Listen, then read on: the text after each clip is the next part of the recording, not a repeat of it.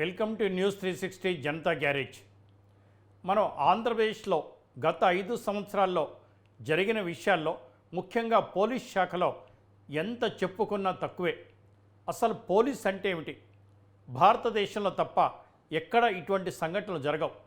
అందున మాజీ ముఖ్యమంత్రి జగన్మోహన్ రెడ్డి గారి హయాంలో పోలీస్ అంటే చాలు ఎంత వాడుకున్నారో మనందరికీ తెలుసు. ఎవరిని అరెస్టు చేయాలి, ఎవరిని వదిలేయాలి, ఎవరి మీద ఎటువంటి కేసులు పెట్టాలి, ఎవరిని వేధించాలి, ఎవరిని బెదిరించాలి, ఎవరి భూమి లాక్కోవాలి, ఎవరిని వెళ్ళి ఎప్పుడంటే అప్పుడు పట్టుకురావాలి. అంతేకాకుండా మాజీ ముఖ్యమంత్రి అప్పట్లో చంద్రబాబు నాయుడు గారి అరెస్ట్ ఉదంతం కూడా మనం చూసాం. మాజీ ముఖ్యమంత్రి గారే కాదు, అప్పట్లో 14 సంవత్సరాల పైన ముఖ్యమంత్రిగా ఉంటూ దేశ రాజకీయాల్లో సీనియర్ అటువంటి చంద్రబాబు నాయుడు గారిని ఎలా అరెస్టు చేశారో, ఎలా వేధించారో, ఎటువంటి మాటలు మాట్లాడారో కూడా ప్రపంచం అంతా చూసింది. ఇండియన్ పోలీసులు, ముఖ్యంగా ఏపీ పోలీసులు ఇలా ఉంటారా అని ఆశ్చర్యపోయాం మనమంతా. మన దగ్గర ఇప్పుడు పౌర హక్కుల సంఘం అధ్యక్షులే కాకుండా ప్రముఖ న్యాయవాది ఉన్నారు. అలాగే పోతుల బాలకోటయ్య గారు, అమరావతి బహుజన్ జేఏసీ ఉన్నారు. వీరు కూడా గతంలో ఏపీ పోలీసులతోటి గృహ నిర్బంధాలు కానీ ఇతర నిర్బంధాలు కానీ అనుభవించిన వాళ్ళే. అసలు ఎందుకు జరుగుతోంది? ఎవరైనా సరే ఎస్ఐ కానీ, కానిస్టేబుల్ కానీ, డిఎస్పీ కానీ, ముఖ్యంగా ఐపీఎస్ కానీ ప్రతి ఒక్కరు కోరుకుంటారు, మా కొడుకైనా ఎవరైనా సరే, మా బంధువులైనా పోలీసుల్లో ఉండాలి, ఉన్నత శాఖకు వెళ్ళాలి, ఉన్నత ఉద్యోగాలు చేయాలి అని గర్వంగా చెప్పుకుంటారు. ఎక్కడ పోలీస్ కనపడ్డా ఒకప్పుడు ప్రతి ఒక్కరు గౌరవంగా చూసేవారు. ఆ ఖాకీ బట్టలు కానివ్వండి, వారి నెత్తిన టోపీ కానివ్వండి, 3 సింహాలు కానివ్వండి, వారు నడిచే పద్ధతి కానివ్వండి, వారు కూర్చునే పద్ధతి కానివ్వండి, వారి చేతిలో లాఠీ కానివ్వండి, ఇవన్నీ కూడా తమను రక్షించటానికే అన్నట్టుగా ఉండేది.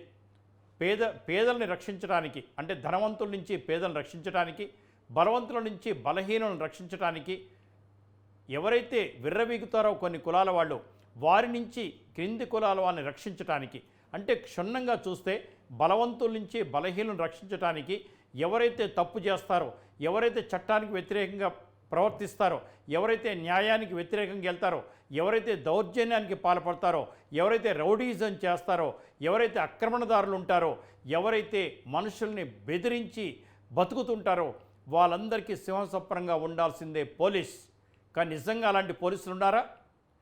బాలకృష్ణ గారు అనేక సినిమాల్లో చెప్తారు, మర్డర్ చేస్తే నో పోలీస్, అత్యాచారం చేస్తే నో పోలీస్, ఎవరైనా ఆక్రమణ చేస్తే నో పోలీస్. పోలీసులంతా కూడా కొంతమంది రాజకీయ నాయకులకు, రౌడీలకు, వీళ్ళందరికీ వత్తాసు పలికే వాళ్ళలాగా తయారయ్యారు. తినేదేమో ప్రజల సొమ్ము, ప్రజలు కట్టిన పనుల్లోంచి సొమ్ము, పాట పాడేదేమో అధికార పార్టీ నేతలకి. ఆ పార్టీ ఈ పార్టీ అని కాదు, ఇది అంతం అవ్వాలి. ఇవాళ ఆంధ్రప్రదేశ్లో జరిగిన సంఘటన చూసినట్టయితే కొల్లి రఘురామరెడ్డి గారు చంద్రబాబు నాయుడు గారు అరెస్ట్ విషయంలో ఏం మాట్లాడారు? ఒక గొప్ప నాయకుడితో మాట్లాడాల్సిన మాటలేనవి. యూ హ్యావ్ నో స్టఫ్ అనే పదం వాడారు. ఇవాళ ఎక్కడున్నారు మీరు? ఇదేనా డెహ్రాడూన్లో మీకు నేర్పింది? ఇదేనా మనకు సర్దార్ వల్లభాయ్ పటేల్ దగ్గర నేర్పింది, ఎన్పిఎల్ నేర్పింది? కాదు కదా.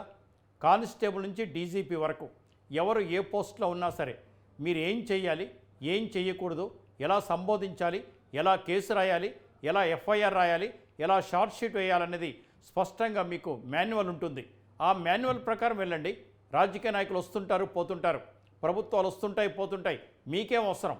ముఖ్యంగా చంద్రబాబు నాయుడు గారు అరెస్ట్ విషయంలో ఆంధ్రప్రదేశ్ పోలీసులు పోగొట్టుకున్న పరువు అంత ఇంత కాదు. ఇంకా ఇప్పుడు బయటకు వస్తున్నాయి చాలా విషయాలు. నటి జత్వాని విషయంలో ఎఫ్ఐఆర్ కాకముందే, కేసు రిజిస్టర్ కాకముందే పోలీసులు ఫ్లైట్లో బాంబే వెళ్ళి తీసుకొచ్చిన తర్వాత మరి న్యాయస్థానంలో ప్రవేశపెట్టారు. రిమాండ్ తర్వాత గెస్ట్ హౌస్లో ఎందుకు పెట్టారు? మీకేం సంబంధం దీంట్లో? ఎందుకు చేశారు? ఇవాళ ప్రజల్లో పలచనబడ్డారు, న్యాయస్థానాల ముందు తలదించుకొని నిలబడ్డారు. ఇంకా అరెస్టు కూడా అవ్వచ్చు. రఘురామకృష్ణరాజు గారిని ఎవరు హింసించమన్నారు? ఎవరు తీసుకెళ్ళమన్నారు? న్యాయస్థానం మీకు ఆర్డర్స్ ఇచ్చిందా? రాత్రికి రాత్రి తెలంగాణ వచ్చి హఠాత్తుగా తీసుకెళ్ళిపోయి అక్కడ మీరు చేసే నిర్వాహకం ఏంటి? కాళ్ళు నెప్పులు పెట్టేలాగా కొట్టారు, రక్తం గడ్డగట్టేలాగా కొట్టారు. మిలిటరీ హాస్పిటల్ ఇచ్చిన రిపోర్ట్ కూడా చూసాం కదా, దొంగ రిపోర్టులు తీసుకోవటం. మీరు అక్కడ గుంటూరులో సూపరింటెండెంట్ గారు ఎటువంటి రిపోర్ట్ ఇచ్చారు? ఇవన్నీ కూడా బయటకు వస్తున్నాయి. అసలు యాక్చువల్గా కావాల్సింది గుడ్ గవర్నెన్స్. గుడ్ గవర్నెన్స్ అంటే పోలీసులు కానీ ఇతర శాఖలు కానీ గవర్నెన్స్ ఇంపార్టెంట్. సంక్షేమ పథకాలు అమలుపరిచామనో, డబ్బులు ఇచ్చామనో, పిల్లలకి అమ్మఒడి ఇచ్చామనో కాదండి. ప్రజలు ఆలోచించేది గుడ్ గవర్నెన్స్. ఒకసారి బయటికి వెళ్తే క్షేమంగా ఇంటికి రావాలి. మహిళలంతా చదువుకోవడానికి వెళ్ళినా, ఉద్యోగాలకు వెళ్ళినా, ఏదైనా పని మీద వెళ్ళినా స్వేచ్ఛగా ఇంటికి రావాలి. అంతే. నైటు ఎంతైనా సరే గాంధీ మహాత్ముడు అంటారు, ఒక ఆడది అర్ధరాత్రి వేళ స్వేచ్ఛగా తిరిగినప్పుడే మన దేశానికి స్వాతంత్రం వచ్చినట్టు అని. దొంగ కేసులు ఉంటాయి, కానీ ఇవి కూడా ఆలోచించాలి కదా. ఏం జరుగుతోంది? అసలు అమరావతి మహిళల మీద చేసిన దాష్టికం అంతా ఇంత కాదు. అందుకే ఇవాళ పోతుల బాలకోటయ్య గారు గొప్ప సంఘ సంస్కర్త. ఎక్కడ ఏ సమస్య వచ్చినా ఇవాళ ఆంధ్రప్రదేశ్లో పోతుల బాలకోటయ్య గారికి ఫోన్లు వెళ్తూ ఉంటాయి. నాకు ఈ సమస్య వచ్చింది, ఇలా ప్రవర్తించారు, దయచేసి మీరు రండి అంటే బెంగళూరు నుంచి కూడా, బెంగళూరు కూడా వారికి పిలుపులు అందుతుంటాయి. అంత గొప్ప నాయకులు వారు. వారి వాళ్ళ చెక్కు కూడా ఆంధ్రప్రదేశ్ గౌరవనీయ ముఖ్యమంత్రి చంద్రబాబు నాయుడు గారికి ఇవ్వడం జరిగింది. ఎక్కడ బెంగళూరు, ఎక్కడ ఆపద. చూసారా? అలాంటి నాయకులు మనకు బహుజన జేఏసీ నుంచి ఉన్నారు. అలాగే ముప్పాల సుబ్బారావు గారు ప్రముఖ న్యాయవాదే కాకుండా పౌర హక్కుల సంఘం కూడా రాజమండ్రి నుంచి వారే చూస్తుంటారు. అలాగే సప్తగిరి ప్రసాద్ గారు మరో గొప్ప నాయకులు, తెలుగుదేశం పార్టీ ముఖ్య నాయకులు మనకి చిత్తూరు జిల్లా నుంచి ఉన్నారు. ముందుగా పోతుల బాలకోటయ్య గారిని అడుగుదాం. నమస్కారం సార్. నమస్తే సాంబశివరావు గారు. ఎస్ సార్, థ్యాంక్స్ అండి. పిలవంగానే మీ ముగ్గురు కూడా నాకు అత్యంత ఆప్తులు. ఎన్నో డిబేట్స్ మేము చేశాం, మరి మనందరం కలిసి చేశాం. ఎన్నో విషయాలు ప్రజలకు చెప్పారు. బాలకోటయ్య గారు ఎలా ఉన్నారు? ముఖ్యంగా పోలీసులు మీ పట్ల ప్రవర్తించిన తీరు కూడా నేను గమనించాను. ఇప్పుడు ఎలా ఉంది? మరి పాత గవర్నమెంట్లో పోలీసుల మీద ఇప్పుడు గవర్నమెంటు కేసులు పెట్టడం జరుగుతోంది, అరెస్టులు జరుగుతుంది. అలాగే రఘురామకృష్ణరాజు గారి మీద ఎవరైతే దాష్టికం చేశారో వాళ్ళు ఎవరికి బెయిల్ కూడా రావట్లేదు సార్. సాంబశివరావు గారు ధన్యవాదాలు. తమకి న్యూస్ 360 ఛానల్కి, అలాగనే సుబ్బారావు గారికి, సప్తగిరి ప్రసాద్ గారికి కూడా ధన్యవాదాలు. సాంబశివరావు గారు, sir Sambasivarao is the one of the brand. ఆంధ్రప్రదేశ్లో సాంబశివరావు గారు అంటే న్యూస్ ఛానల్లో ఒక బ్రాండ్. గత 5 ఏళ్ల వైసీపీ ప్రభుత్వాన్ని గతలాడించిన ఈ నలుగురమే ఉన్నాం. యుద్ధం చేసిన వాళ్ళం తప్ప యుద్ధం నుంచి మడం తిప్పిన వాళ్ళం కాదు. పోతే పోనీ రేపటికి 2 అనుకొని పోరాడిన వాళ్ళు. నాకు మాట సార్, మీరు జనతా గ్యారేజ్ అని చెప్పేసి పెట్టారు. ఇక్కడ అన్ని రిపేర్లు చేయబడ్డని చెప్పేసి నేను అనుకుంటున్నాను. మరి ఇక్కడ రానున్న కాలంలో సాంబశివరావు గారు ఏవే రిపేర్లు చేస్తారో. ఎందుకంటే ఒక యుద్ధం ముగిసింది. ఒక ప్రధానమైన ఇబ్బందికరమైన ప్రభుత్వాన్ని కుప్పగూల్చాం. ఒక కొత్త ప్రభుత్వాన్ని ఎన్నుకున్నాం. కొత్త ఆశలతో, వడి అడుగులతో మనం కలలుగన్న, అది పోలవరం కావచ్చు, అమరావతి కావచ్చు, లేదా క్రింది కులాల మీద దాష్టీకాలు కావచ్చు, జర్నలిస్టుల మీద దాష్టీకాలు కావచ్చు, మిమ్మల్ని హైదరాబాద్ నుంచి విజయవాడ తీసుకొచ్చిన వైనాలు కావచ్చు, ఇలాంటి చర్యలేక కూడుకోకుండా ఉండే ఒక కొత్త ప్రభుత్వ పరిపాలన వస్తుందని చెప్తానే ఆనందిస్తున్నాం. సాంబశివరావు గారు, మనం ఎప్పుడూ కష్టపడుతూనే ఉంటాం, ఎందుకంటే అది మన బాధ్యత. నేను చెప్పేది ఏంటంటే, గతంలో ఎన్నో సార్లు చెప్పాను, ఇప్పుడు మనం చూస్తుంటే నాకు అనిపిస్తుంది, ఎన్నాళ్ళలో వేచిన ఉదయం ఈనాడే ఎదురవుతుంటే. నేను చాలా కాలం అవుతుంది సాంబశివరావు గారితో మాట్లాడలేక. మరి నేను ఎందుకు మాట్లాడలేకపోయాను, సాంబశివరావు గారు నన్ను ఎందుకు పిలవలేకపోయాడో నాకు తెలియదు. కానీ కలిశాం. సాంబశివరావు గారు, గురజాడ అప్పారావు గారు అంటారు, దేశమంటే మట్టి కాదు, దేశమంటే మనుషులు అంటారు. శివసాగరం కాస్త ముందుకెళ్ళామంటాడంటే, దేశం అంటే మనుషులే కాదు, దేశం అంటే పీడిత తాడిత ప్రజలు. ఎందుకంటే కాదంబరి జత్వాని, ఆమెను అరెస్ట్ చేసిన ఐజీ సీతారామాంజనేయులు, వీళ్ళిద్దరిలో ప్రజలెవరో కాదంబరి ప్రజలు. ఆయన ప్రజే, ఏమా ప్రజే. అందుకని పీడిత తాడితులు, బలహీనులు, న్యాయం కోసం అర్జించే వాళ్ళు, వీళ్ళకి సేవ చేయటమే మన ధర్మం. అది న్యూస్ ఛానల్ అయినా, లేదా జేఏసీలైనా, పోరాట వాళ్ళమైనా, పౌర హక్కుల సంఘాలైనా, అలా మనం కలిసి పనిచేసాం.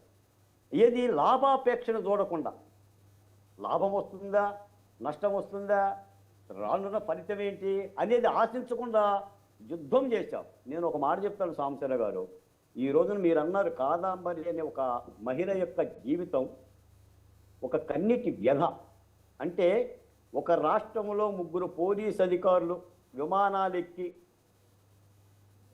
నటిని, ఆమె తల్లిని, ఆమె తండ్రిని, మీకు మధ్య ఎన్ని కూడా మనం మాట్లాడుకున్నవే, ఒక ప్రభుత్వ ఉద్యోగులయ్యుండి గౌరవప్రదమైన జీవితాలు కలిగిన వాళ్ళని తెచ్చి 42 రోజులు రహస్యంగా ఖైదు చేసి విశ్వమంతా మనకు కూడా రాలా. సాంబశివరావు గారు మనకు కూడా స్మెల్ రానివ్వాల.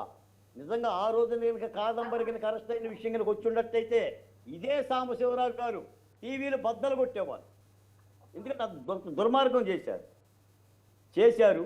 ఇప్పుడు ఆ యొక్క పర్యవసానాలు ఉన్నాయి.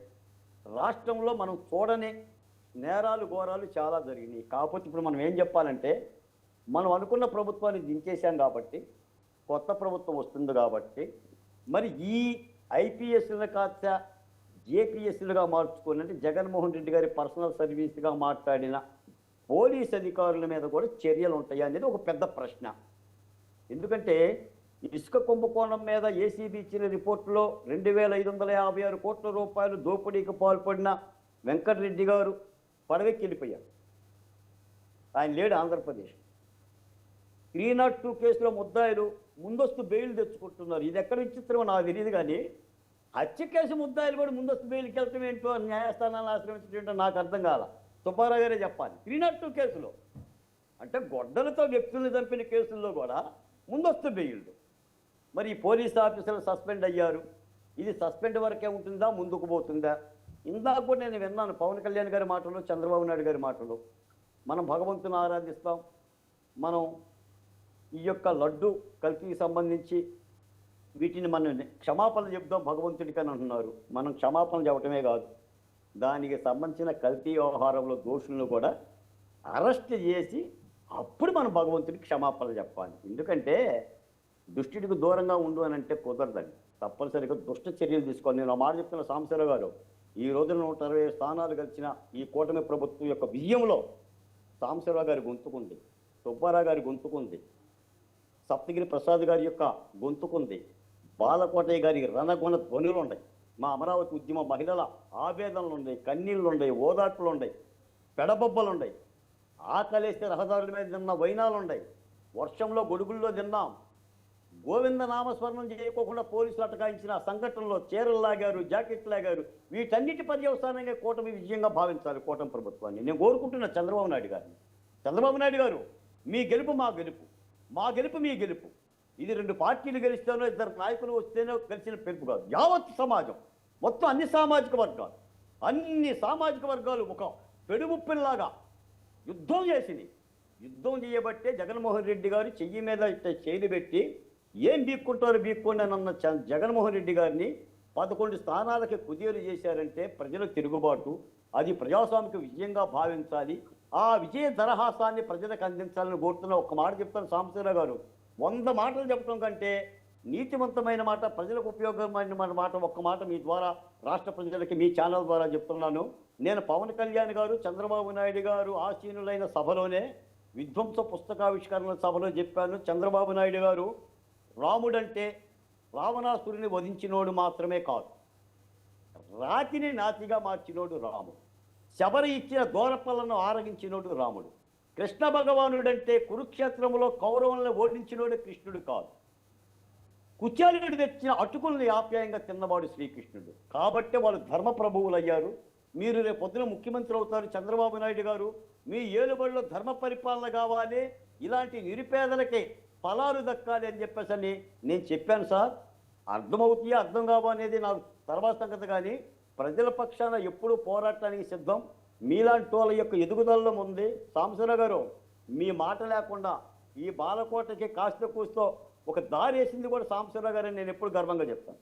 అమరావతి ఉద్యమం చీకట్లో ఉన్నప్పుడు, భయపడుతున్నప్పుడు, ఆవేదనకు గురవుతున్నప్పుడు, ఆందోళనకు గురవుతున్నప్పుడు ఇదే సాంబశివరావు గారు పిలిచి, బాలకోటయ్య ఎంతమంది రైతులు భూములు ఇచ్చారు, ఏం జరుగుతుంది అక్కడ, ఏమిటి దాష్టీకం, ఏమిటి పోరాడదాం అని చెప్పేసి నేను ఎంతో సత్తువ కలిగిన మాటలు మాట్లాడారు. మాకు ఒక బలమైన వాయిస్ని ఇచ్చారు. వాయిస్లెస్ పీపుల్కి వాయిస్గా నిలబడ్డారు. మీరు ఎక్కడున్నా గౌరవిస్తాం సాంబశివరావు గారు, నో డౌట్ ఎట్ ఆల్. ఎందుకంటే పోరాడి వాళ్ళని గౌరవించుకోవాలి, మనం కూడా గౌరవించుకోకపోతే ఎట్లా? అందుకని రాజకీయాలు భిన్నంగానే పోరాడిన సాంబశివరావు గారు తప్పకుండా బాలకోటయ్య గారు. ఎస్, ప్రభుత్వంలో కూడా మంచి ఫలితం చూస్తామని ఆశిస్తున్నాం. బాలకోటయ్య గారు, వాయిస్లెస్ పీపుల్కి వాయిస్గా ఉందాం మనం.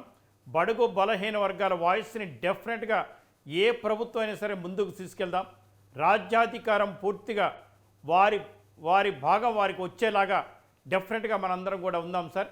ఇంతకుముందు కూడా అంటే ఎంతవరకైనా సరే మీ సమస్యలు డెఫినెట్గా ఇంకాస్త ముందుకు తీసుకెళ్దాం. సమస్య పరిష్కారానికి మంచి మార్గాన్ని మనం ఎన్నుకుందాం సార్. అలాగే మీరు ఒక మెసేజ్ పెట్టారు నాకు. మహాభారతంలో అర్జునుడు ఉంటాడు, ఉత్తర కుమారుడు ఉంటాడు. అర్జునుడు యుద్ధం చేసి గెలిపిస్తుంటే ఉత్తర కుమారుడు ఏం చేశాడని నిజంగా కూడా ఇన్స్పిరేషన్ అండి. ఆ వర్డ్ ఇన్స్పిరేషన్. ఎస్, మనం యుద్ధం చేయాలండి, మనం యుద్ధం చేయాలి, ప్రజల కోసం యుద్ధం చేయాలి. మనల్ని మనం గెలిపించుకోవటం అంటే ఏంటంటే ప్రజల్ని ఉద్ధరించటం, ప్రజల సమస్యల్ని పరిష్కరించడం, ప్రభుత్వ దృష్టికి తీసుకెళ్ళడం. ప్రభుత్వ పెద్దలు ఎవరైనా అవినీతి పరులైతే, అణగారిన పేదలకు ఇబ్బందులు కలగజేస్తుంటే అది ప్రభుత్వం దృష్టికి తీసుకెళ్తాం, గౌరవనీయ ముఖ్యమంత్రి గారి దృష్టికి తీసుకెళ్తాం, ఎడ్యుకేషన్ మినిస్టర్ గారి దృష్టికి తీసుకెళ్తాం, ఉప ముఖ్యమంత్రి గారి దృష్టికి తీసుకెళ్తాం, పవన్ కళ్యాణ్ గారి దృష్టికి. దానికి ఈ 5 సంవత్సరాలు కూడా మనం డెఫినెట్గా అణగారిన ప్రజల పక్కనే ఉంటాం సార్. డెఫినెట్గా ఏదైతే మీరు మెసేజ్ నాకు పంపించారో నేను ఇక్కడ పెట్టుకుంటాను సార్. అది ఎస్. సుబ్బారావు గారు నమస్కారం సార్. నమస్తే సాంబశివరావు గారు. సార్, ముఖ్యంగా బాలకోటయ్య గారికి వచ్చిన అనుమానాలే అందరికి వస్తున్నాయి సార్. నాడు చంద్రబాబు నాయుడు గారిని I think subject to correction A38 ఒక ఎఫ్ఐఆర్ లేదు, కేసు లేదు, పోనీ కోర్టు నుంచి ఏమన్నా తెచ్చారంటే అది లేదు. నేరుగా కొల్లి రఘురామరెడ్డి గారనే అత్యున్నత స్థాయి అధికారి డైరెక్ట్ నంద్యాల వెళ్ళి 1:30కు చంద్రబాబు నాయుడు గారు అప్పట్లో మాజీ ముఖ్యమంత్రి, దేశంలో సీనియర్ నాయకులు కూడా వారు ఎక్కడికి వెళ్ళేది లేదు, ఈ దేశంలోనే ఉంటారు, ఈ రాష్ట్రంలోనే ఉంటారు, వచ్చే ఎన్నికల్లో పోటీ చేయబోతున్నట్టు కూడా అప్పట్లో తెలుసు. మరి అనేక మంది నాయకుల మధ్య వారి వయస్సును గౌరవించలేదు, వారి సీనియారిటీని గౌరవించలేదు, వారి ముఖ్యమంత్రిత్వాన్ని గౌరవించలేదు. నేరుగా వెళ్ళి 1:30కి అక్కడ కూర్చొని అరెస్ట్ చేయాల్సిన అవసరం ఏమొచ్చింది? రేపు రమ్మనొచ్చు, సమన్స్ ఇవ్వచ్చు, తప్పకుండా ఎంక్వైరీ చేయొచ్చు. ఇవన్నీ దాటి ఆనాడు పోలీసులు ప్రవర్తించిన తీరుని మీరే ఎండగట్టారు. అనేక డిబేట్స్లో మనం మాట్లాడుకున్నాం. అదొకటి. నెంబర్ 2, జత్వానీ గారి కేసులో ఎఫ్ఐఆర్ లేకుండా, ఎటువంటి ఆధారం లేకుండా, ఎటువంటి కేసు లేకుండా డైరెక్ట్గా నేరుగా బాంబే వెళ్ళి మరి ఫ్లైట్ ఛార్జీలు ఎవరు పెట్టారు? వీళ్ళకి ఇంత హక్కులు ఎక్కడి? అసలు పోలీసులకి ఇన్ని హక్కులు ఎందుకున్నాయి సార్? నిజంగా వాళ్ళు ఈ మధ్య తెలంగాణ పోలీసులు కూడా ఒక 5-6 ఉన్నారండి. ఇట్లా మనకి ఏదైనా వెళ్తే మాకేమిస్తావు, పలానా వాళ్ళు ఇంత ఇస్తాన్నారు, నువ్వేమిస్తావు, నీ మీద కేసు పెడతాం ఉల్టా. ఇవన్నీ కూడా బయటకు వేస్తాం. జనతా గ్యారేజ్ పెట్టిందే ప్రజల కోసం. ఎవరైతే పోలీసు ఇప్పటికైనా సరే మారండి పోలీసులారా. డబ్బు సంపాదనకే మీరు ఉద్యోగాలు చేరితే ఈ రోజు నుంచి మీ వెంట పడతాం. మేము చట్టాన్ని గౌరవించండి, మేము కూడా గౌరవిస్తాం. కాకి డ్రెస్ వేసుకున్న ప్రతి ఒక్కరు కూడా మేము సాల్యూట్ చేస్తాం. కానీ మీ ప్రవర్తన అలా ఉండాలి, మీ ప్రవర్తన అలా ఉండాలి. విశాల్ గున్ని గారు ఒక మంచి ఆఫీసర్ అండి. అసలు ఫోన్ కాల్లో అందరూ ఫోన్ కాల్ తీసుకుంటారు, పరిష్కరిస్తారు. ఎవరో ఆఫీసర్ చెప్పారని, ముఖ్యమంత్రి గారు చెప్పారని, సజ్జల రామకృష్ణారెడ్డి గారు చెప్పారని చేయాల్సిన అవసరం ఏముంది? వాళ్ళకి ఐపీసీ ఉంటుంది, రూల్స్ ఉంటాయి, రెగ్యులేషన్స్ ఉంటాయి, వారి శాలరీ వాళ్ళకి వచ్చుద్ది. ఏం చేయాలో ఏం చేయకూడదు, అసలు ప్రతి దానికి బెదిరించడం ఏంటండి? అసలు ఏం జరుగుతుంది?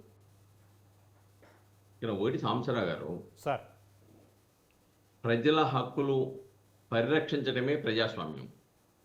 ఆ ప్రజాస్వామ్యాన్ని కాపాడటంలో 4th పిల్లరు జర్నలిజం.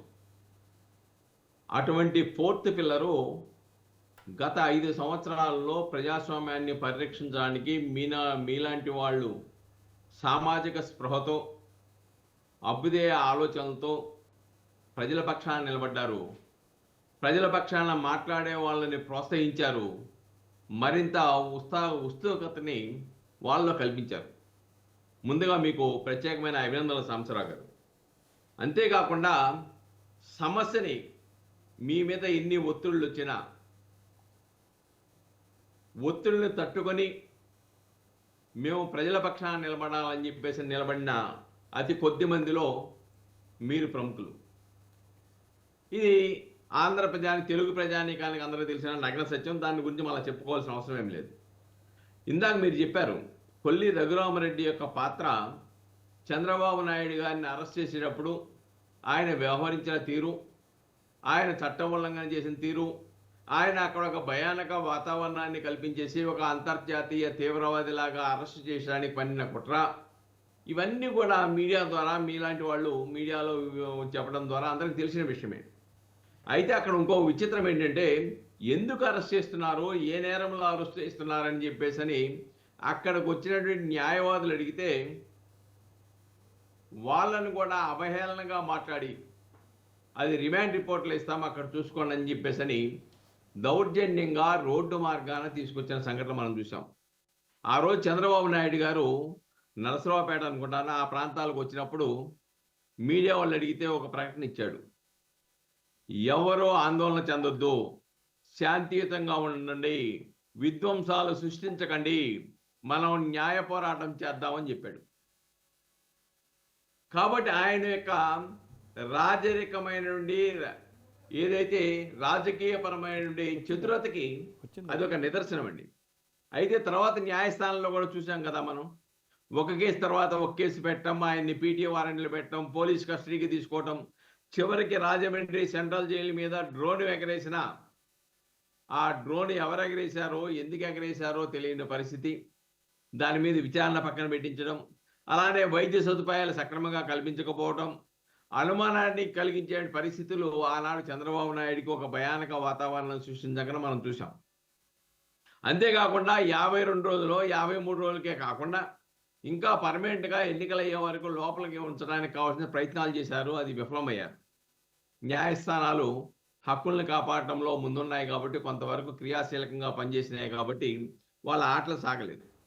చివరికి న్యాయస్థానంలో కూడా వాళ్ళు ఏం చెప్పారు, మాకు సమాచారం రాలేదు, మేము సమాచారం సేకరిస్తా ఉన్నాము, ఆధారాలు సేకరిస్తా ఉన్నాము, కాబట్టి చంద్రబాబు నాయుడు గారికి బెయిల్ ఇవ్వద్దు.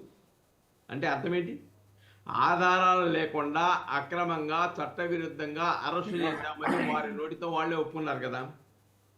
ఇలాగా అంతేకాదండి, అందరి మీద నాలాంటి వాళ్ళని కూడా 24 గంటలు పోలీస్ స్టేషన్లో పెట్టారు. రాత్రి కూడా జీవో నెంబర్ 1 రద్దు చేయాలన్నందుకే అక్కడి నుంచి తరలించడానికి, అడవుల్లోకి తరలించడానికి ప్రయత్నం చేశారు. కానీ జనాలు ఉన్నారు, కార్లతో కాపలాలు ఉన్నాయి కాబట్టి సరిపోయింది. అంటే ఎవరు ప్రజాస్వామ్యం గురించి, పౌర హక్కుల గురించి, మానవ హక్కుల గురించి మాట్లాడతారో వాళ్ళ నోర్లు డొక్కాలని ప్రయత్నం చేశారు. అలానే ఉద్యోగస్తులు చేసిన, కార్మికులు చేసిన, ప్రజా సంఘాలు చేసిన ఏ విధంగా హౌస్ అరెస్టులు చేశారో, ఏ విధంగా వాళ్ళ మీద కేసులు పెట్టి వేధించారో, భావ వ్యక్తీకరణ స్వేచ్ఛని ఏ విధంగా హరించి వేశారో మనమంతా కూడా చర్చించుకున్నాం సాంబశివరావు గారు. అయితే ఇక్కడ జత్వానీ విషయంలో చాలా వెలుగు అప్పుడు ఎందుకు ఇవ్వలేదు ఆమె కంప్లైంట్, ఇప్పుడు ఎందుకు ఇచ్చింది అంటున్నారు. ఆ రోజున జగన్మోహన్ రెడ్డి పాలనలో, ఒక నియంత పాలనలో, విధ్వంస పాలనలో, స్టేట్ స్పాన్సర్డ్ టెర్రరిజంలో రాష్ట్రం మసైపోయింది. ఒక భయానక వాతావరణం కల్పించారు. ప్రజాస్వామ్యం అంటే, ప్రజాస్వామ్య విలువలంటే అర్థాలు మారిపోయినాయి. కాబట్టి వాళ్ళు ఏం చెప్తే వాళ్ళ మీదే కేసులు కట్టే పరిస్థితి. పోలీసు వాళ్ళు కూడా తమ విధులు మర్చిపోయారు. ఇందాక మీరు చెప్పినట్లుగా తాము ప్రజలకు జవాబుదారీగా ఉండాలి, ప్రభుత్వం నుంచి జీతాలు తీసుకున్నామన్న ఆలోచన పక్కన పెట్టేశారు. అందుకే న్యాయస్థానం కూడా చెప్పింది సాంబశివరావు గారు, మీకు రాజకీయాలు కావాలనుకుంటే కాకి డ్రెస్ వదిలేసి కద్ద డ్రెస్ వేసుకోమని చెప్పింది. మేము ఈ వ్యవస్థలో, న్యాయ వ్యవస్థలో మేము ప్రజల యొక్క హక్కులను పరిరక్షించడానికి కష్టసాధ్యమవుతుందని ఆవేదన వెలుబుచ్చిన సంఘటన మనం చూసాం న్యాయస్థానాల్లో. అంటే ఎంత నియంతలాగా ఆ రోజున పరిపాలన సాగిందో ప్రజలు చూశారు. న్యాయస్థానం దృష్టికి వెళ్ళింది, న్యాయస్థానం కూడా ఆవేదన వెలుబుచ్చిన సంఘటనలు. ఈవెన్ అవినాష్ రెడ్డికి, వివేకానంద రెడ్డి మర్డర్ కేసులో కూడా చూసాం కదా, సిబిఐ కూడా వదలలేదు, వాళ్ళ మీద కూడా కేసులు పెట్టారు.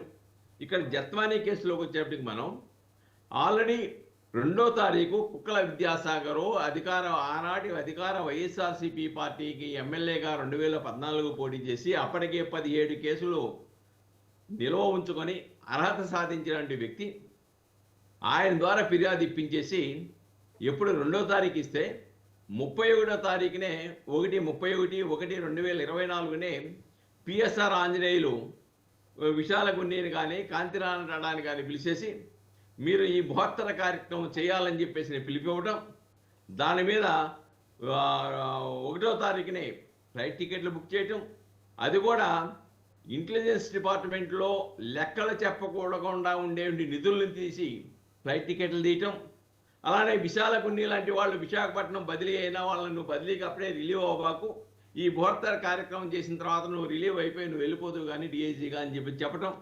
ఇవన్నీ కూడా వెలుగు చూసినాయండి. అంటే ఎంత కుట్రపూరితంగా కేసు నమోదు చేయకుండా కేసులో కాబోయే ముద్దాయిలను అరెస్ట్ చేయడానికి ముందుగానే ఒక కుట్రపూరితం చేసింది. దీనికి ప్రధానమైన కారణం జిందాల్ మీద ఆమె కేసు పెట్టింది కాబట్టి ముంబైలో జిందాల్కి జగన్మోహన్ రెడ్డికి మంచి సంబంధాలు ఉన్నాయి కాబట్టి, అంతేకాకుండా జిందాల్ గతంలో కూడా ఒక ప్రకటన చేశాడండి, వైఎస్ రాజశేఖర రెడ్డి బతికొండంగా జగన్మోహన్ రెడ్డి నా దగ్గరకు వ్యాపార టెక్నిక్స్ నేర్చుకోవడానికి నా దగ్గరికి పంపాడు అని చెప్పేసి.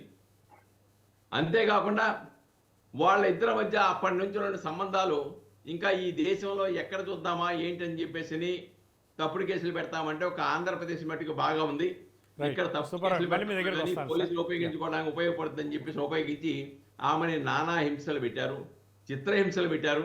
ఈ రోజున దాని పర్యవస్థానమే ఈ రోజున యాంటిసిపేట్ వీళ్ళకి వెళ్ళాల్సి వచ్చింది. ముఖ్యంగా సప్తగిరి ప్రసాద్ గారు మేమంతా కూడా అనేకసార్లు మాట్లాడుకున్నాం. చంద్రబాబు నాయుడు గారి అరెస్ట్ విషయంలో రాత్రిపూట ఎందుకు వెళ్ళారు, కొల్లి రఘురామరెడ్డి గారు ఉన్నతాధికారి గారు ఎలా మాట్లాడారు, నిజంగా ఆ క్షణాలు ఆ నెక్స్ట్ డే మేమంతా కూడా ఎన్నోసార్లు డిబేట్ చేశాం, ప్రజలందరినీ సమాయత్తపరిచాం. కానీ చంద్రబాబు నాయుడు గారు మాత్రం ప్రజలెవరూ ఆందోళన చెందొద్దు, లా అండ్ ఆర్డర్ మీ చేతిలోకి తీసుకోవద్దు, కార్యకర్తలు ఎవ్వరూ వాహనానికి అడ్డంగా ఉండొద్దు, లక్షలాది మంది కార్యకర్తలున్న తెలుగుదేశం పార్టీ అధినేత చంద్రబాబు నాయుడు గారు నంద్యాల నుంచి గుంటూరుకు వెళ్ళే దారిలో నిజంగా అనుకుంటే పోలీసులు ఎంతమంది ఉంటారు, ప్రజల ముందు పోలీసులు ఎంత, కార్యకర్తల ముందు పోలీసులు ఎంత, కానీ ఒక్క పిలుపునిచ్చారు, ఎవ్వరూ అడ్డం పడొద్దు, సాగనివ్వండి, న్యాయం జరుగుతుంది, చట్టం తన పని తాను చేసుకెళ్తుంది అని చెప్పారు ఆయన. ఆ రోజు తర్వాత రాజకీయాల మలుపు, పవన్ కళ్యాణ్ గారు వచ్చి రాజమండ్రిలో జైల్లో కలిసి బయటకు వచ్చిన తర్వాత రెండు పార్టీల పొత్తు ఉంటుంది, ఈ ప్రభుత్వాన్ని కూలదోస్తామని పవన్ కళ్యాణ్ గారు ప్రకటించిన తర్వాత కదా రాజకీయాలు మొత్తం మారిపోయింది. అసలు చంద్రబాబు నాయుడు గారి అరెస్ట్ విషయంలో ఒక్కసారి చూపిద్దాం, ప్రజలకు చూసిన తర్వాత సప్తగిరి ప్రసాద్ గారు మాట్లాడతారు. Please PCR. వర్తిస్తాయని మీకు ప్రాథమికంగా సమాచారం మేము అడిగేదంటే ఒక నిమిషం మీరు అర్థం చేసుకోండి. ఎంతో మంది మమ్మల్ని అరెస్ట్ చేస్తున్నారు, గోడ దూకులు తీసుకుపోతున్నారు, కొడుతున్నారు, బెదిరింతలు చేస్తున్నారు. ఓకే, ఇప్పుడు నా దగ్గరికి వచ్చారు, మీరు వచ్చి నన్ను రమ్మంటున్నారు. దేనికి రమ్మంటున్నారు చెప్పమంటే మీరు చెప్పకుండా నన్ను రావాల్సిందేనంటే ఎక్కడ, దీనికి ఏంటి మీకు అదే ఎక్కడ పూర్తి వివరాలు రిమాండ్ మీరు ఇస్తారండి? నాకు ముందు చెప్పాలి కదా, నన్ను 304 లో పెట్టి లీగల్ కౌన్సిల్ కి సబ్మిట్ మళ్ళీ ఇస్తారండి. ఇప్పుడు ఎందుకు నన్ను రిమాండ్ చేయాలంటున్నా? అలాంటప్పుడు అది ఇచ్చి రిమాండ్ చేయండి, తెప్పించండి. నేను ఇక్కడే ఉంటే ఇక్కడ పారిపోను. ఆల్రెడీ మీ ప్రాసెస్ కాదు సార్, నేను అడిగే ప్రాసెస్ చేసి నన్ను అరెస్ట్ చేయండి అంటున్నా. నేను వస్తానన్నా మీరు వెనకాల, నాకు కూడా లీగల్ రైట్ ఉంది.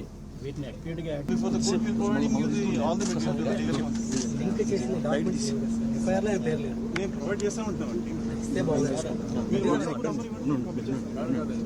పేరు ఎఫ్ఐఆర్లు లేకుండా మీరు అరెస్ట్ చేయడమే ప్లానింగ్. సార్, ఎఫ్ఐఆర్ అనేది దాదాపు 2 సంవత్సరాల క్రితం స్టార్ట్ అయింది. అది మళ్ళా ఎఫ్ఐఆర్లు లేకపోతే యాడ్ చేయాలి కదా. చేసాం సార్. అది నాకు కాదు, ఇప్పుడు ముందు అరెస్ట్ నోటీస్ ఇచ్చారు, ఎఫ్ఐఆర్లో పెట్టకుండా ఎట్లా నేను అడుగుతాను. దానికి మొత్తం కేసు ఆల్రెడీ బిల్డప్ అయ్యింది. ఆల్రెడీ సప్తగిరి ప్రసాద్ గారు, ఇది తెలుగుదేశం పార్టీ అధినేత చంద్రబాబు నాయుడు గారు అరెస్ట్ అయినప్పుడు సంఘటన మనం చూసాం, డిబేట్ కూడా మనం చేసుకున్నాం. చంద్రబాబు నాయుడు గారు ఇది ఎందుకు వేసినట్టు అందరూ చూసే ఉంటారు, కానీ మీరు అంటున్నారు, ఆయన ఒక డిఐజీ స్థాయి అధికారిని సార్ అని పిలుస్తున్నారు. ఎఫ్ఐఆర్లో నా పేరుందా సార్, నేను ఎందుకు రావాలండి మీరు అంటున్నారు. ఇది కదా సంస్కారం అంటే. అసలు చంద్రబాబు నాయుడు గారి స్ట్రేచర్కి కొల్లి రఘురామరెడ్డి గారు ఎవరండి? ఆయన డీజీపీలనే నియమించే అధికారం ఉన్న మనుషులు వాళ్ళంతా. అంటే మర్యాద ఎంత గొప్పగా ఉంటుంది అంటే, ఎక్కడ కూడా మీలాంటి గొప్ప కార్యకర్తలకు కూడా, గొప్ప నాయకులకు కూడా పిలిపించారు, ఎక్కడ అసాంఘికంగా ప్రవర్తించొద్దు, వెళ్ళనివ్వండి, న్యాయస్థానంలో తేల్చుకుందాం అన్నారు. అదే కదా, అదే జగన్మోహన్ రెడ్డి గారు ఒక మాట అంటే పట్టాభి గారు వెంటనే ఆ మాట నేను సమర్థించను, అలాంటివి నేను సమర్థించను కానీ అన్నారు. కానీ పట్టాభి గారు వెంటబడి సెక్యూరిటీ కల్పించేలాగా చేశారు, పార్టీ ఆఫీస్ మీద దాడి చేశారు, బీపీ పెరిగిందన్నారు. మరి చంద్రబాబు నాయుడు గారిని అక్రమ అరెస్ట్తో ఎంతమందికి బీపీ పెరగాలి, ఎంత బీపీ పెరగాలండి? అలాగే ఇప్పుడు చూస్తున్నట్టయితే గత ప్రభుత్వంలో చేసిన అరాచక శక్తులు, ముఖ్యంగా పోలీస్ డిపార్ట్మెంట్ ఇంత దాష్టికంగా ప్రవర్తించిందా, ఇంత ఘోరంగా ప్రవర్తించిందా, ఇంత చట్ట వ్యతిరేకంగా ప్రవర్తించిందా, బడుగు బలహీన వర్గాలను ఇంత వేధించారా? ఇప్పుడు అర్థమవుతుంది సార్. సార్, ముందుగా ప్యానెల్లో ఉన్న పెద్దలందరికీ నా హృదయపూర్వక నమస్కారాలు. ఈ డిబేట్ ఓపెనింగ్ రిమార్క్స్లోనే బాలకోటయ్య గారు చెప్పిన మాటలన్నీ 100% కరెక్ట్. సాంబర్ శివరావు గారు అంటే వాయిస్ ఆఫ్ ది వాయిస్లెస్. ఎవరైతే నేను మాట్లాడలేకపోతున్నానో, ఎవరైతే నేను చెప్పుకోలేకపోతున్నానో ఆవేదనని, ఎవరైతే ప్రజల పక్షాన ప్రశ్నించలేకపోతున్నానో వాళ్ళందరికీ కూడా ఒక వేదికని కల్పించినటువంటి వ్యక్తి సాంబశివరావు గారు మొదటి నుండి. ఈ రాష్ట్రంలో టాప్ 5 జర్నలిస్టులు తీసుకుంటే దాంట్లో మీరు ఉంటారు. విలువలు ఉన్నటువంటి జర్నలిస్ట్గా, నిబంధనలు, నిజాయితీ, ఎథిక్స్, మారల్స్ ఉన్నటువంటి జర్నలిస్ట్గా మీరు పేరు పొందారు. చాలా రోజుల తర్వాత మీతో కలిసి చర్చలో పాల్గొనడం మాకెంతో కొత్త ఉత్సాహాన్ని, ఆనందాన్ని, సంతోషం కనిపిస్తుంది సార్. థ్యాంక్స్ అండి. ఇక టాపిక్లోకి వస్తే, ఇందాక మీరు చెప్పారు చంద్రబాబు నాయుడు గారి స్ట్రేచర్కి డీజీపీని సార్ అంటారని, డిఐజీని సార్ అన్నారని, డీజీపీని కూడా నియమించినటువంటి స్ట్రేచర్ అని చెప్పారు మీరు. వాస్తవానికి కాస్త చరిత్రలోకి ముందు చూసుకుంటే, నాట్ ద డీజీపీ, ప్రధానమంత్రిని కూడా నిర్ణయించినటువంటి వ్యక్తి చంద్రబాబు నాయుడు గారు. దాన్ని ఎవరు కూడా అన్డిబేటబుల్, అది దాన్ని ఎవరు తిరస్కరించలేనటువంటి మాట. ఒకానొక సందర్భంలో దేవేగౌడ గారిని ప్రధానమంత్రిగా సెలెక్ట్ చేసినటువంటి పరిస్థితుల్లో చంద్రబాబు నాయుడు గారు ఆ టీంలో ఉన్నారు. స్పీకర్ని, దేశ స్పీకర్ని సెలెక్ట్ చేసినటువంటి వ్యక్తి, జిఎంసి బాలయోగిని స్పీకర్గా అపాయింట్ చేసినటువంటి వ్యక్తి, అంత గొప్ప స్ట్రాచర్ ఉన్న వ్యక్తిని గత పాలకులు పోలీసులను అడ్డం పెట్టుకుని, మీకు తెలిసిందే కదా ఎంత దారుణంగా, దాదాపు 72 సంవత్సరాల వ్యక్తి 3 సార్లు ముఖ్యమంత్రి చేశాడు, 3 సార్లు ప్రతిపక్ష నాయకుడిగా చేశాడు, సుదీర్ఘమైన రాజకీయ చరిత్ర ఉంది. ఏమాత్రం ఆధారం లేనటువంటి కేసుల్లో ఆయన అరెస్ట్ చేసి దాదాపు 600-700 కిలోమీటర్ ఆన్ రోడ్డు తీసుకెళ్లి శారీరకంగా, మానసికంగా ఇబ్బంది పెట్టారు. ఇక్కడ ఆశ్చర్యం ఏంటంటే, చంద్రబాబు నాయుడు గారిని అరెస్ట్ చేసినప్పుడు కూడా ఆయన ఒక ఎథిక్స్ ఉన్న లీడర్గా, మారల్స్ ఉన్న లీడర్గా కార్యకర్తలకి, నాయకులకి, ప్రజలకి ఏం పిలిపించాడంటే, చట్టాన్ని తన పని చేయనివ్వండి, ఇబ్బంది పెట్టొద్దండి, కార్యకర్తలు కూడా సంయమనం పాటించండి అని చెప్పారు. అయినప్పటికీ మీకు తెలుసో లేదో 52 రోజులు ప్రతి గ్రామంలో, ప్రతి మండలంలో, ప్రతి జిల్లా కేంద్రంలో నిరసన దీక్ష వ్యక్తం చేశారు శాంతియుతంగా ప్రజలు. 52 రోజులు ప్రతిరోజు దీక్షలు, ప్రతిరోజు నిరసన వ్యక్తం చేశారు చంద్రబాబు నాయుడు గారికి బెయిల్ వచ్చేంత వరకు. మీకు తెలుసో లేదో, చంద్రబాబు నాయుడు గారు రాజమండ్రి టు విజయవాడ రావడానికి నాకు తెలిసి కరెక్ట్గా సాధారణ పరిస్థితుల్లో 1.5 hours 2 hours జర్నీ అంతే. అటువంటిది ఆయన సాయంత్రం 5 గంటలకి రాజమండ్రి జైలు నుండి విడుదలైతే ఉండవల్లిలో తన స్వగృహం చేరుకోవడానికి ఉదయం మరుసటి రోజు ఉదయం 4 గంటల దాకా అయింది. అడుగడుగున జన నీరాజన పెట్టారు. అప్పుడే అర్థం చేసుకుని ఉండాలి జగన్మోహన్ రెడ్డి సర్కార్, బ్లెండర్ మిస్టేక్ చేశాను నేనే చెప్పేసి.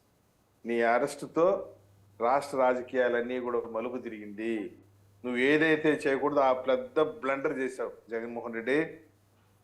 ఈరోజు నీ పరిస్థితి 151 నుండి 11కు పడిపోయింది. అంటే దాదాపు 140 సీట్లు పెరిగాయి. మాట్లాడుతూ చెప్తా ఉంటావు కదా, నా ఇంటర్వ్యూలు కూడా పీకలేరు.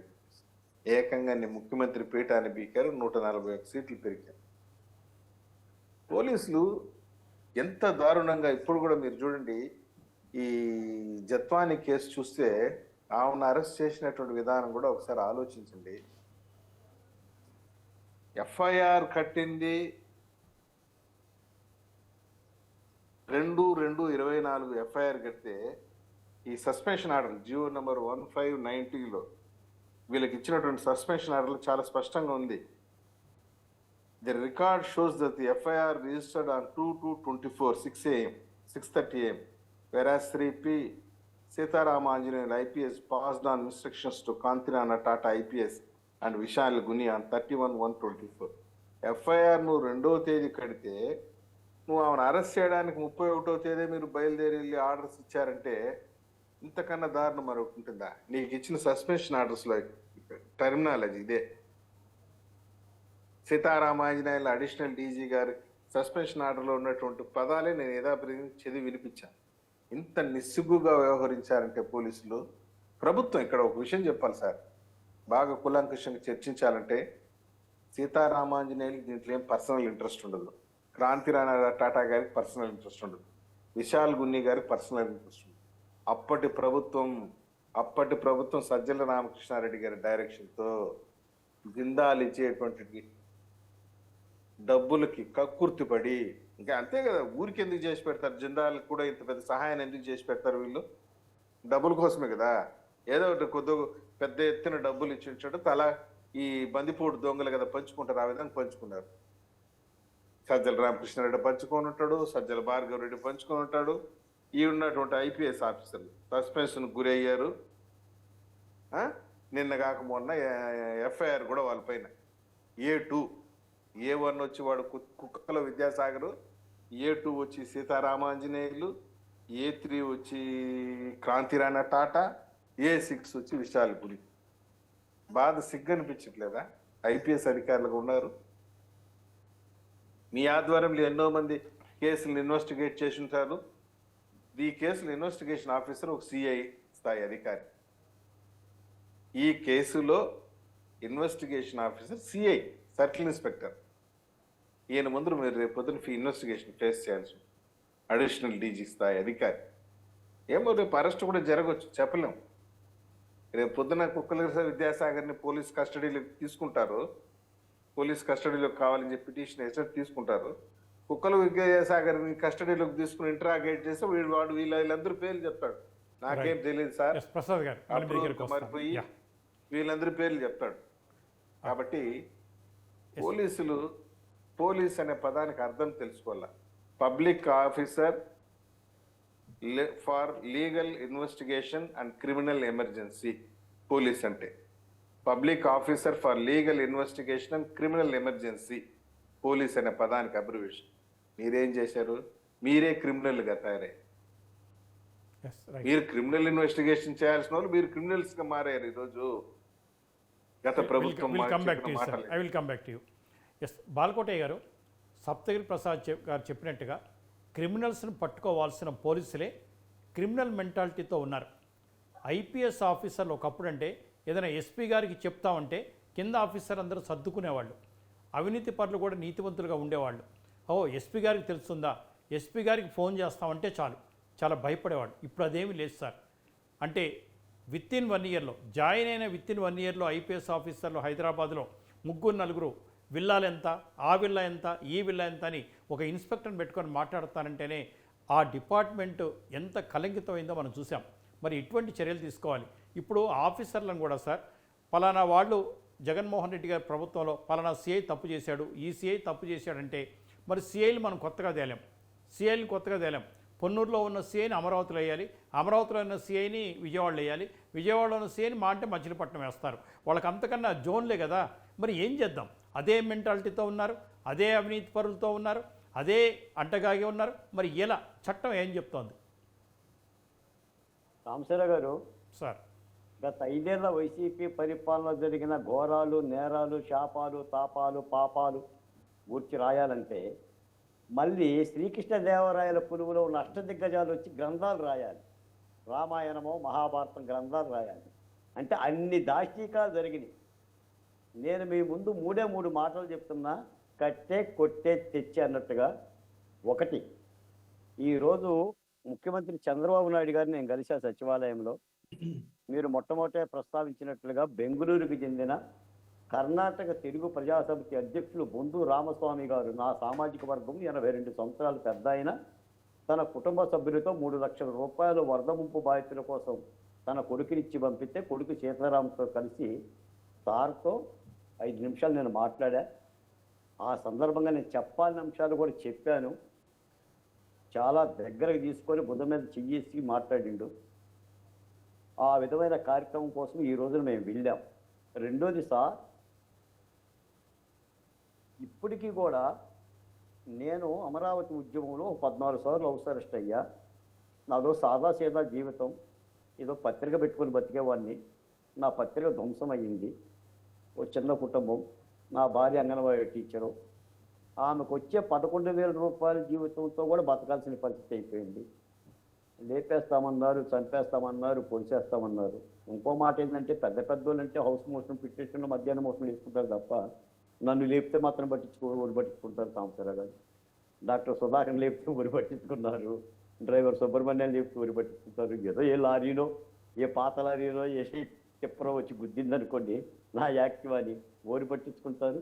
అయినా కూడా మాయమైపోతుండడమో మనిషి అన్నవాడు, మాయమైపోతుండడమో మనిషి అన్నవాడు, మచ్చుకైనా లేడు చూడు మానవత్వం ఉన్నవాడు అన్న ఈ సమాజంలో ఒక రాజధాని రైతులు ధీరోదాత్తంగా తమ నేలనిచ్చి రోడ్డున పడ్డారన్న ఒకే ఒక హృదయ వేదనతో ఇది రైతు భూమి, కర్మభూమి, మహిళ కంట కన్నీరు పెట్టకూడదని చెప్పని మేము మొత్తం తెగించి ఉద్యమంలోకి వెళ్ళాం సార్.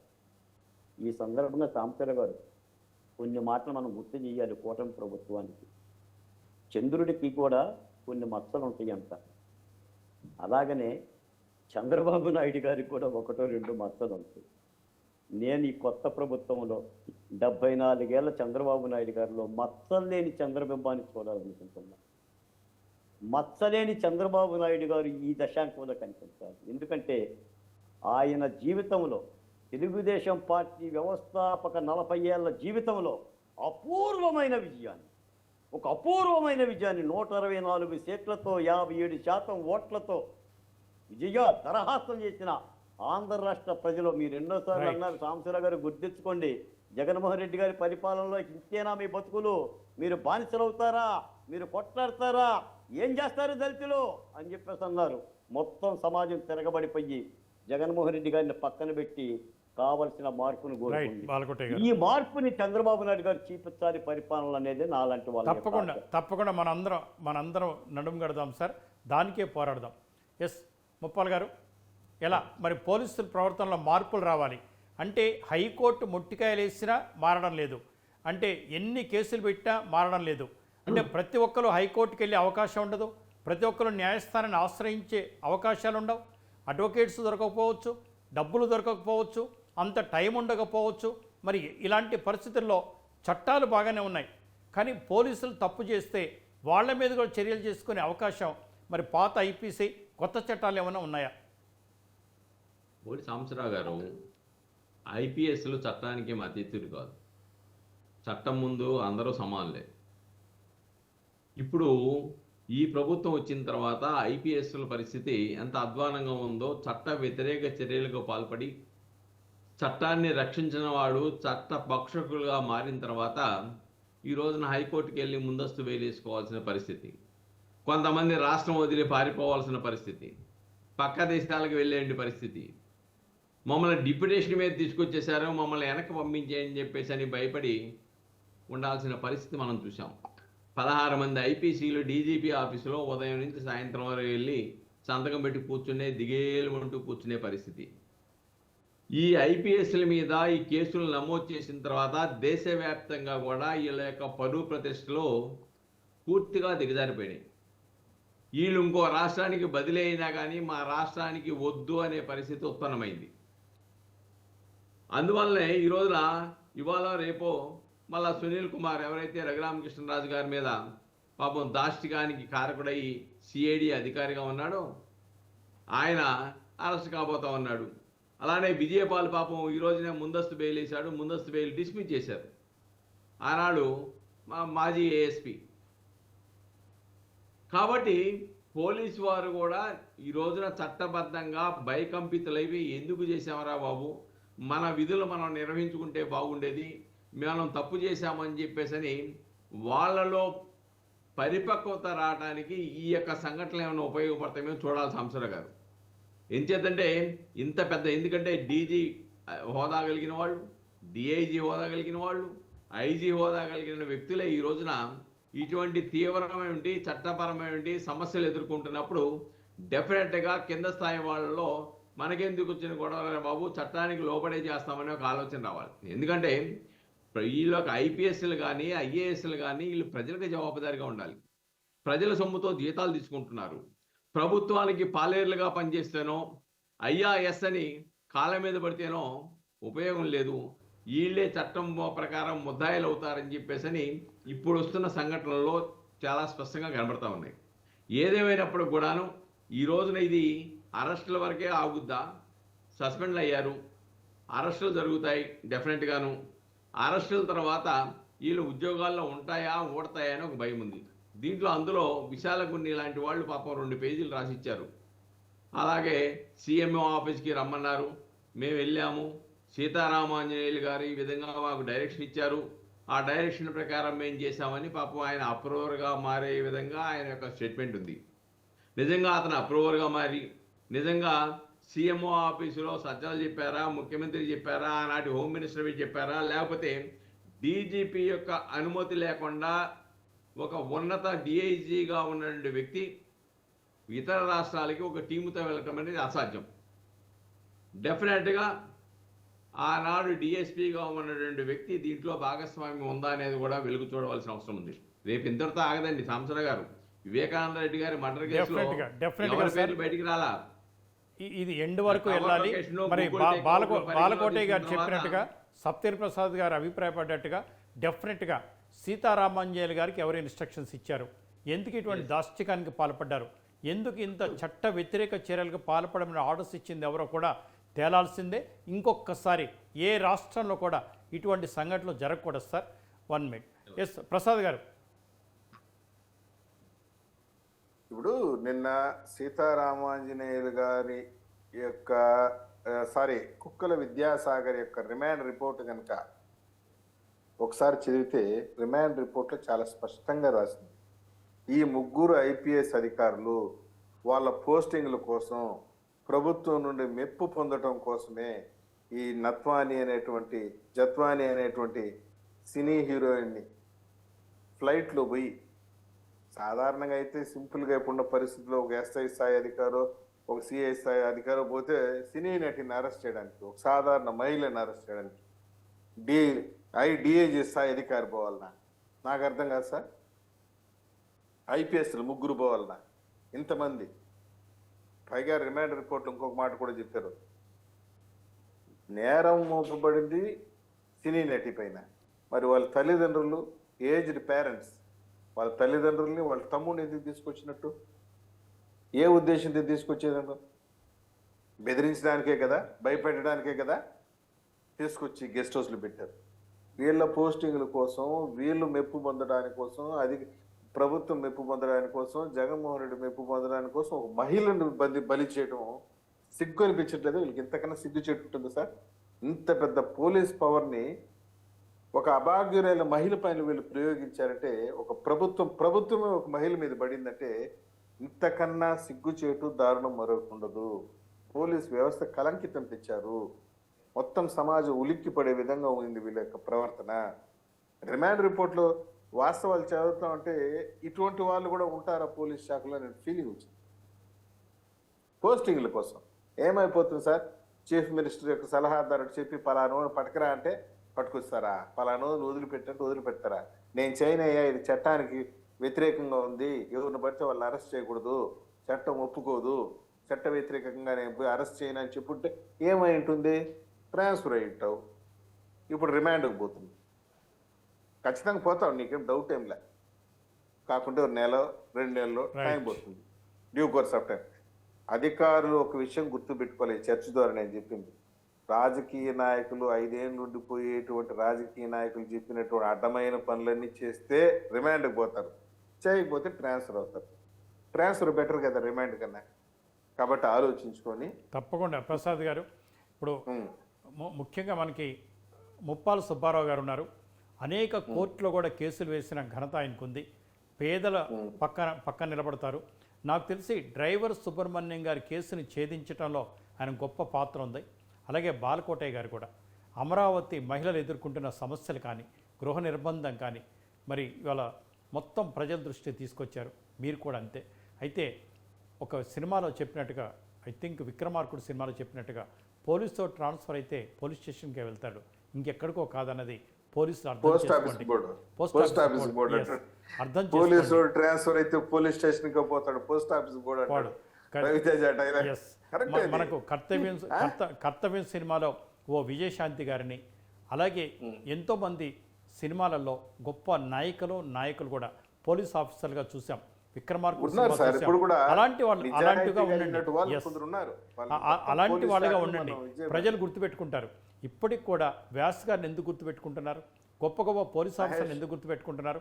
దయచేసి చంద్ర గారు, ఆలోచించండి. ఉమేష్ చంద్ర గారు, ఎస్, ఉమేష్ చంద్ర గారు, కాకి డ్రెస్, పరదేశ్ నాయుడు గారు, కాకి డ్రెస్ వేసుకున్న ప్రతి ఒక్కరు కూడా పూజనీయంగా ఉండాలి. ఎస్, మాకు బాసటగా ఉండాలి. భయపడుతున్న వాళ్ళకి ఎస్ మేము ఉన్నామని రావాలి. అంతేగాని పోలీసులు వస్తుంటే గ్రామాల్లో తలుపులు వేసుకోవడం, మంచినీళ్ళు కూడా ఇవ్వని పరిస్థితి దయచేసి పోలీసులు తెచ్చుకోవద్దు. భావితరాలకి మీరు ఏమి ఇవ్వదలుచుకున్నారో ఇవ్వండి. చట్ట ప్రకారం నడుచుకోండి. ముఖ్యమంత్రులు కాదు మీకు చెప్పాల్సింది, ఐపీసీ మీకు చెప్పాలి. ప్రజల పన్నులతో మీ జీతాలు తీసుకుంటున్నారు. మీరు తింటున్న తిండి, మీరు వాడుతున్న కారు, దాంట్లో డీజిల్, పెట్రోలు, మీ పిల్లల చదువులకు అయ్యే ఖర్చులు, ప్రతిదీ కూడా చెమటోడ్చిన ప్రజల సొమ్ము నుంచి తింటున్నారు. కాస్త ప్రజల గురించి మాత్రం ఆలోచించండి. ఏం ప్రసాద్ గారు చెప్పినట్టుగా మేము చెయ్యం, ఏది చట్టమైతే అది చేయండి, మీకు ఇబ్బంది ఉండదు. మా అంటే ట్రాన్స్ఫర్ అవుతారు. ఇంకోటి సార్, ఏ ఎమ్మెల్యే అయితే, ఏ ఎంపీ అయితే పలానా పోలీస్ స్టేషన్కి వీళ్ళని పోస్ట్ చేయండి, పలానా పోస్ట్ ఇవ్వండి అంటారో, ఆ లెటర్ తెచ్చిన ప్రతి ఒక్కరిని సస్పెండ్ చేయండి. అసలు పొలిటీషియన్స్కి ఏం సంబంధం అండి? పోలీసులు ఎక్కడ ఉండాలో? What is the going on here? ఇదే కొత్త ప్రభుత్వం అయినా కాస్త జాగ్రత్తగా పరిపాలన మార్చుకోవాలి. కొత్త రకం పొంతలు తొక్కాలి. గుడ్ గవర్నెన్స్, బెస్ట్ గవర్నెన్స్గా చూడమని నా ప్రార్థన. నిజంగా మీ ముగ్గురు కూడా ఈ షోలో వచ్చినందుకు, మాట్లాడినందుకు, నన్ను ఎంకరేజ్ చేస్తున్నందుకు మీ అందరికి కూడా ప్రత్యేక ధన్యవాదాలు సార్. నమస్కారం. ఇది వాళ్ళ మనకి జనతా గ్యారేజ్. రేపు మళ్ళీ కలుసుకుందాం.